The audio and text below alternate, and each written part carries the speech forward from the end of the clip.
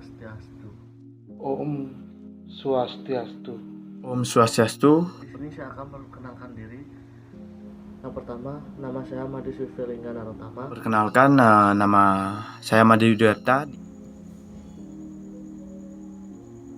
Di sini saya akan menjelaskan materi yang pertama tentang evaluasi media pembelajaran. Secara terminologi, evaluasi pendidikan adalah proses kegiatan untuk menentukan kemajuan pendidikan dibandingkan dengan tujuan yang telah ditentukan dan usaha untuk mencari umpan balik bagi penyempurnaan pendidikan. Adapun juga media yang dibuat apakah kaset, audio, film, bingkai video, ataupun gambar perlu dinilai terlebih dahulu sebelum dipakai secara luas. Evaluasi media pembelajaran adalah suatu proses atau kegiatan untuk mengetahui apakah media itu digunakan dalam proses belajar mengajar, berarti menginformasikan kembali antara fungsi atau prinsip dengan hasil yang dicapai dalam pembelajaran. Adapun tujuan evaluasi media pembelajaran. Yang pertama, menentukan apakah media pembelajaran itu efektif, menentukan apakah media pembelajaran itu dapat diperbaiki atau ditingkatkan, menetapkan apakah media itu cost efektif dilihat dari hasil belajar siswa, memilih media pembelajaran yang sesuai untuk digunakan dalam proses belajar di dalam kelas, menentukan apakah isi belajar sudah tepat disajikan dengan media itu, menilai kemampuan guru menggunakan media pembelajaran, dan mengetahui sikap siswa terhadap media pembelajaran. Dengan demikian, untuk melakukan evaluasi terhadap media pembelajaran, hal-hal tersebut turut dipertimbangkan. Di bawah ini disebutkan beberapa rambu-rambu yang diperlukan diperhatikan apabila melakukan evaluasi terhadap media pembelajaran. Yang pertama, relevan dengan tujuan pendidikan atau pembelajaran. Yang kedua, persesuaian dengan waktu, tempat, alat-alat yang tersedia, dan tugas pendidikan. 3. Persesuaian dengan jenis kegiatan yang tercakup dalam pendidikan. Yang keempat, menarik perhatian peserta didik. Maksud harus dapat dipahami oleh peserta didik. 5. Sesuai dengan kecakapan dan pribadi pendidikan yang bersangkutan. 6. Kesesuaian dengan pengalaman atau tingkat belajar yang dimasukkan oleh dalam simbiosis. 7. Keketuaan atau tidak ketinggalan zaman. 8. Kecakupan isi materi atau pesan yang disampaikan. 9. Skala dan ukuran. 10. Bebas dari ras, suku, genre. Itu pun ada 10 rambu-rambu yang harus diperhatikan dalam melakukan evaluasi pendidikan terhadap media pembelajaran.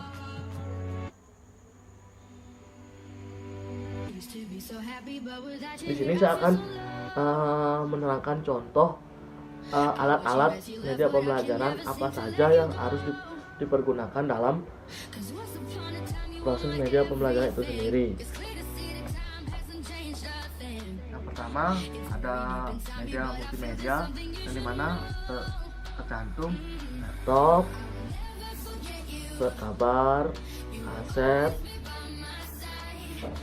telepon, kamera, komputer, kertas, dan lain-lain yang bisa digunakan untuk media pembelajaran itu sendiri untuk melakukan proses evaluasi media pembelajaran.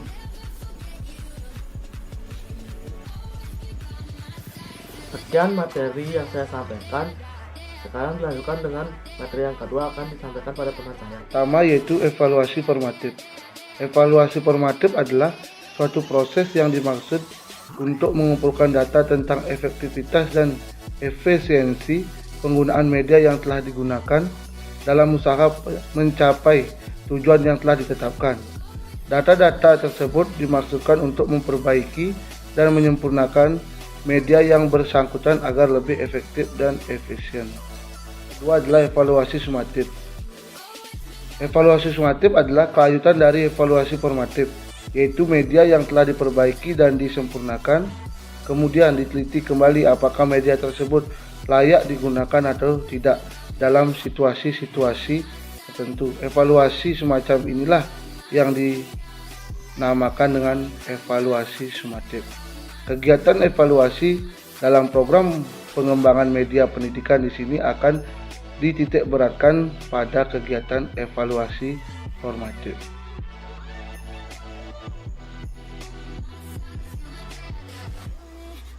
Sekian dari saya, akan dilanjutkan oleh teman saya.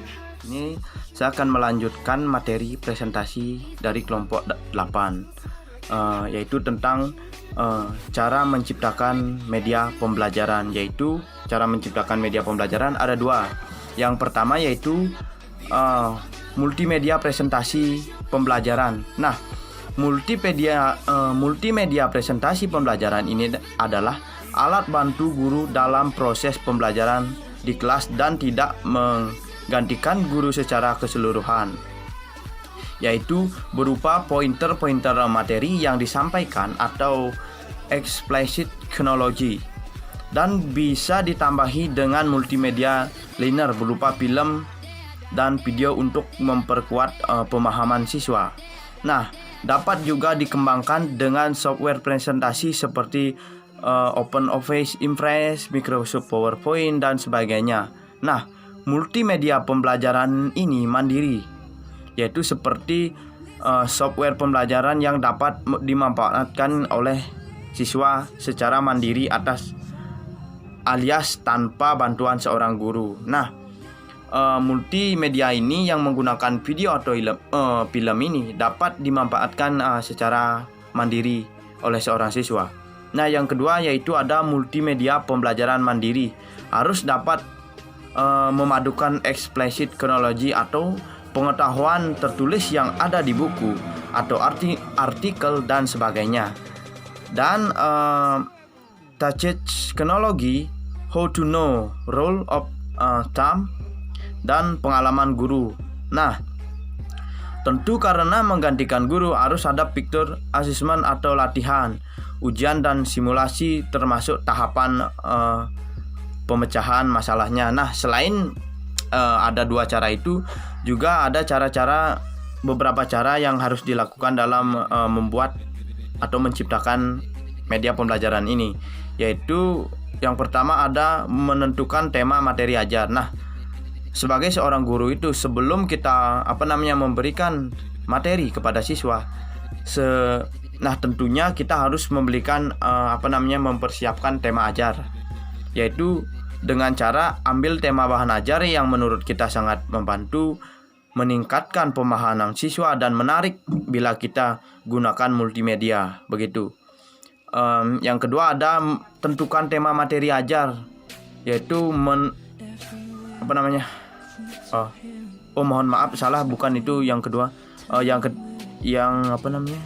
ketiga ada yang kedua ada susunan alur cerita. Nah, susunan alur cerita ini atau storyboard yang memberi gambaran seperti apa materi ajar yang akan disiapkan.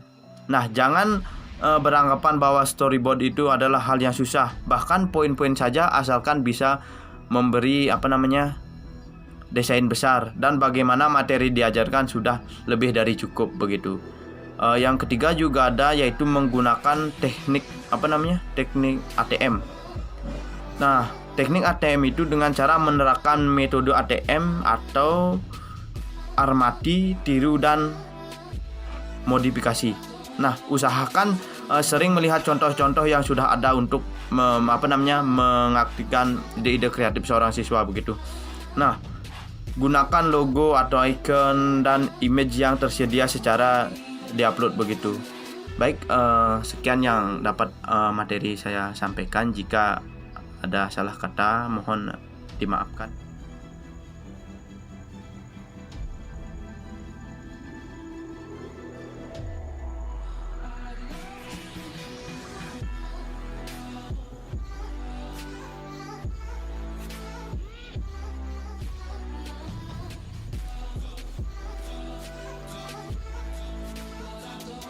Baik, di sini saya akan menyampaikan sebuah kesimpulan yang dimana kesimpulan itu adalah mengambil pokok-pokok dari materi yang tadi sudah disampaikan pada saya dan teman-teman saya, yang dimana kesimpulan tersebut adalah secara terminologi, evaluasi pendidikan adalah proses kegiatan untuk menentukan kemajuan pendidikan dibandingkan dengan tujuan yang telah ditentukan dan usaha untuk mencari umpan balik bagi penyempurnaan pendidikan. Ada dua macam penilaian yang dapat digunakan dalam mengevaluasi pendidikan pembelajaran, yaitu evaluasi formatif dan evaluasi sumatif. Yang dimana evaluasi formatif adalah evaluasi suatu proses yang dimaksudkan untuk mengumpulkan data tentang efektivitas dan efisiensi menggunakan media yang digunakan dalam usaha mencapai tujuan yang telah ditetapkan.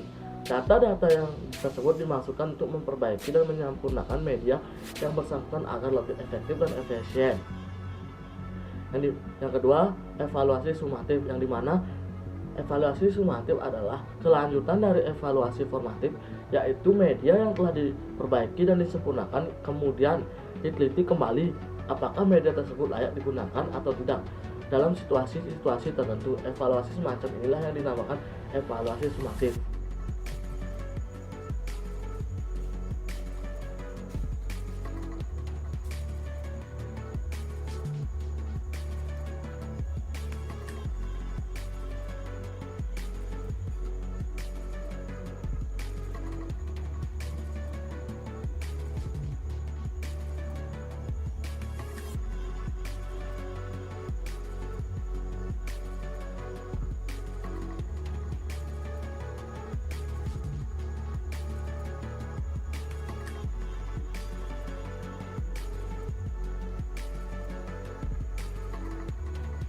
Sekian dari presentasi pada kelompok 8 yang tentang membahas evaluasi media pembelajaran. Apabila ada salah kata, salah ucap, dan salah tempat, saya mohon maaf. Saya tutup dengan para mesanti. Om Santi Santi Santi Om.